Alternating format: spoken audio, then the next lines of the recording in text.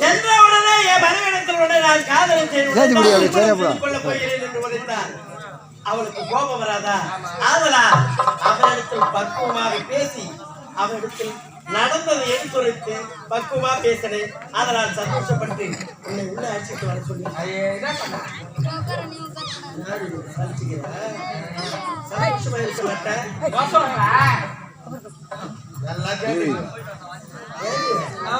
முகத்துல ஒரு புன்னகை, ஒரு சிரிப்பு, ஒரு சந்தோஷம் அதெல்லாம் கிடையாது. சரி பாபா கடவுளி அந்த பெண்ணை அழைச்சிட்டு வந்திருக்கேன். இதோ பார்த்தையா இந்த பெண் தான்.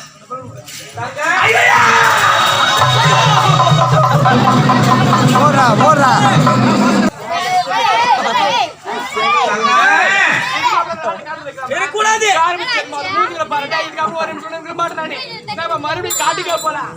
எங்கடா போய் வெறும்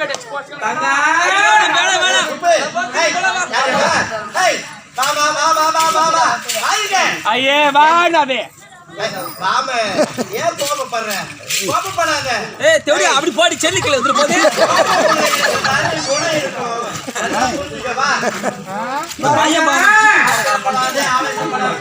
பொறுமையா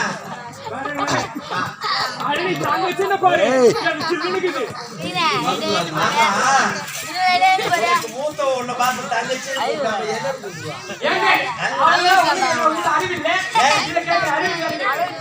என்ன பேசுற?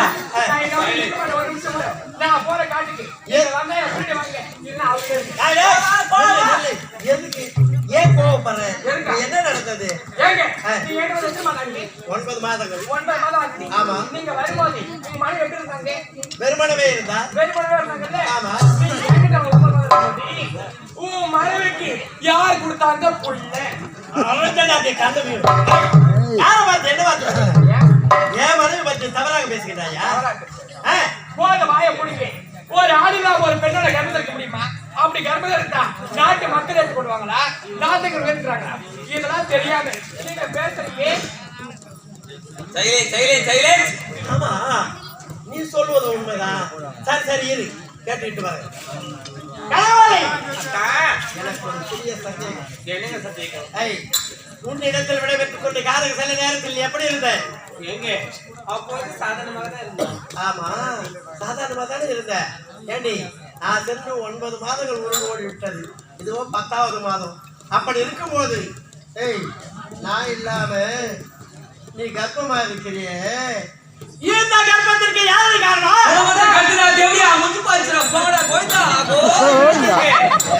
நான் யாரு? உங்க மனைவி. தொட்டு தாளிக்கிட்ட மனைவி எந்த ஒரு ஆளாவது கேள்வி கேட்பார்களா? அத்தான் விளக்கமாக சொல்கிறேன், செவி கொடுத்து கேளுங்க. எனக்கு 25 வருடமாக குழந்தைகளை நம்ம கஷ்டப்பட்டு கொடுத்தோம். அப்போது நாட்டு மக்கள் என்ன கொடுத்தார்கள்? அதற்கு சிவனாலை சென்று சிவனை வணங்கினால் குழந்தை பிறகுன்னு சொன்னாங்களா இல்லையா? அவங்க பேச்சு கேட்டி சதிய பதியமாக இருவரும் ஆதிக்கு சென்று சிவனை வணங்குமா இல்லையா? அப்போது சிவனாகப்பட்டவர் அருகாமையில் காட்சி தரும்போது என்னவென்று உரைத்தார்? ஒரு எலுமிச்சங்கடை கொடுத்து அந்த கடையை பூஜையில வைத்திருந்து அதை உள்ளு கருதினால் அந்த கனியின் மகிமையால் ஒரு குழந்தை பிறகுன்னு சொன்னார்லவா? அந்த கனியால வந்த குழந்தை தான் இந்த குழந்தை, நம்ம குழந்தை. அடே என் தங்கமே, என் செல்லமே, உன்னை நான் தவறாக நினைத்து விட்டேன். ஏன்னா 9 மாதங்களாக அவளோடு அவன் மயக்கத்திலே இருந்தனா நடந்தது என்னவென்று அத்தனை மறந்தே போய்விட்டது.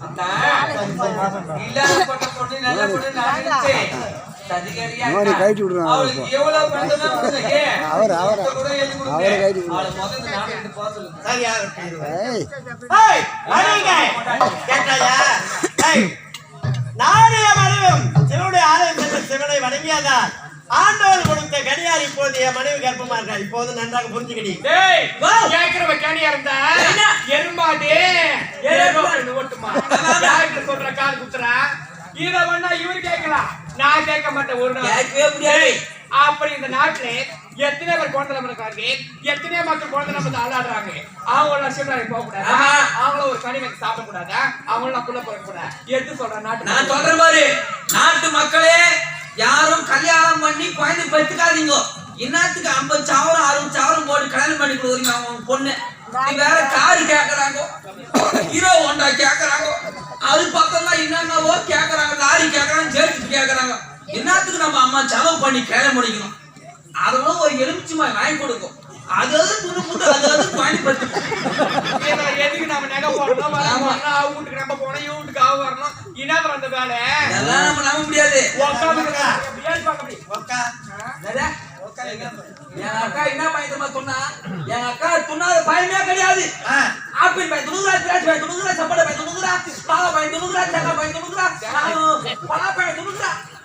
எல்லாத்துக்கும் சப்போட்டா பையன் சப்போட்டா சப்போட்டா காண்டே பால் சப்போட்டா.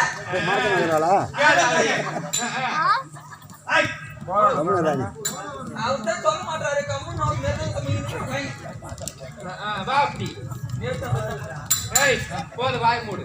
நான் எதுக்கு சாப்பிடறேன் சரி, குழந்தை பிறந்தா ஒரு ஆணர் சண்டை கொண்டு போறேன். அப்படி இருக்கும் போது இவன் சொல்ற கதையில நான் நம்ப மாட்டேன். நான் ஏற்கனவே காது குடுத்திருக்கிறேன்.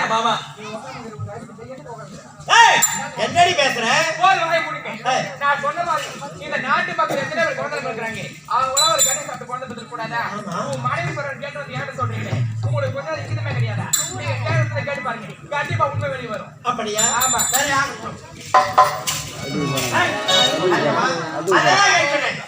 இந்த கல்விக்கு காரணம் யாரு?